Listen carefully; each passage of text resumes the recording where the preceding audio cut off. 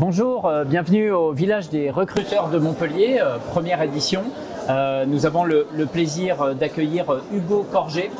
Bonjour Monsieur Corget, vous êtes chargé de recrutement pour la direction régionale sud-est et sud-ouest de Restalliance. Alors, expliquez-nous en quelques mots, Restalliance, quel est le cœur d'activité? Merci de nous recevoir déjà aujourd'hui. Restalliance, un groupe de restauration collective spécialisé en santé.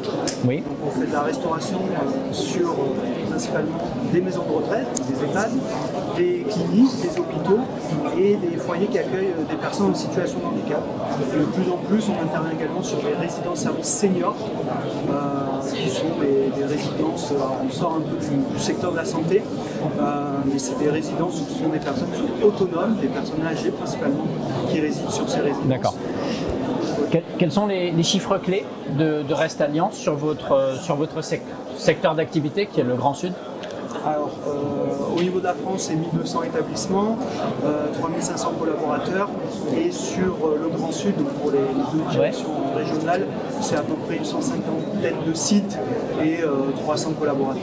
Alors, 150 sites et 300-350 collaborateurs, ça veut dire qu'ils sont que 2 ou 3 par site, c'est un peu la particularité.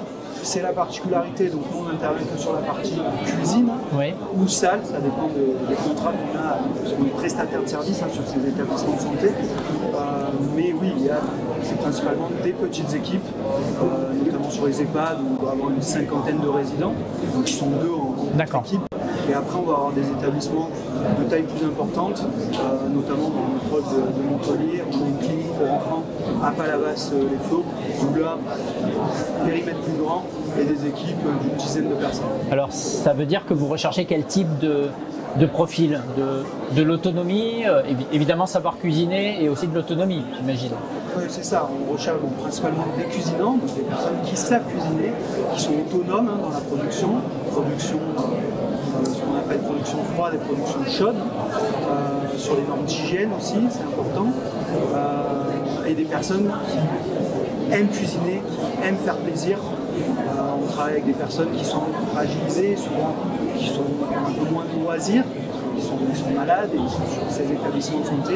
Le moment du repas est un moment important pour eux. C'est peut-être l'un des derniers moments de plaisir en quelque sorte. Enfin, c'est un rendez-vous important. C'est un rendez-vous important quand on est sur le moment de repas. D'accord.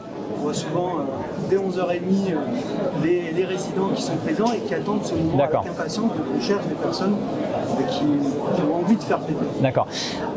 Village des recruteurs, donc en tant que recruteur, quels éléments différenciants Restalliance met en avant pour attirer ces bons profils? Qu'est-ce que vous mettez en avant, en place? Ce qu'on met en avant, c'est qu'en restauration collective, qui se fait, notamment, on peut avoir, notamment quand on la restauration traditionnelle, des a priori sur la restauration collective, c'est de la poche, c'est du surgelé, c'est de l'assemblage, c'est pas de la vraie cuisine. Nous, notre force, et ce qui nous différencie, c'est qu'on cuisine, on fait de la vraie cuisine. On cuisine tous les jours, sur tous nos sites, et on fait des vrais plats pour régaler nos résidents au quotidien. Donc ça, c'est vraiment un élément différenciant. Après, par rapport au monde de la restauration traditionnelle, également, c'est les plannings, l'amplitude horaire. On est sur des horaires de journée. On ne travaille pas tous les week-ends, on ne travaille pas de nuit. C'est grands éléments. Est-ce qu'il y en a d'autres en termes de politique salariale, de formation interne? Qu'est-ce que vous proposez d'autres aussi pour attirer les candidats? Pour attirer les candidats, on a des parcours d'intégration. Les candidats ne sont pas jetés sur les sites, ils sont accompagnés. Alors après, ça dépend le poste qu'ils prennent. Une seconde cuisine, par exemple, un cuisinier peut être accompagné déjà immédiatement par le chef gérant en place. On suit ça de très près.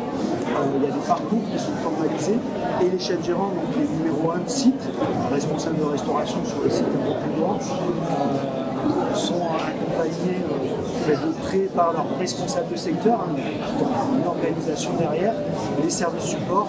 Et depuis l'année dernière, on a aussi formalisé une semaine d'intégration. On a une école de formation qui est basée sur le siège social à Lyon, avec une école qui s'appelle Expérience. Et nos chefs partent une semaine sur cette école pour être formés à nos process, à nos manières de travailler, à notre culture d'entreprise. Et donc il y a des possibilités d'évolution, même si c'est des petites unités, on a bien compris, ça reste un groupe quand même avec des possibilités d'évolution. Oui, il y a de belles possibilités d'évolution. On a plein d'exemples. Il y a des gens qui rentrent cuisiner chez nous, qui arrivent chef-gérant, voire responsable de secteur, qui évoluent vraiment. Et il y a des parcours bien construits pour les accompagner et faire monter en compétences et prendre leur nouveau poste avec armée et de manière bien assise. Merci bien, Monsieur Corgé, pour cette intervention. Merci pour votre présence sur le village des recruteurs Montpellier 2022. On se retrouve tout à l'heure pour d'autres témoignages. Merci.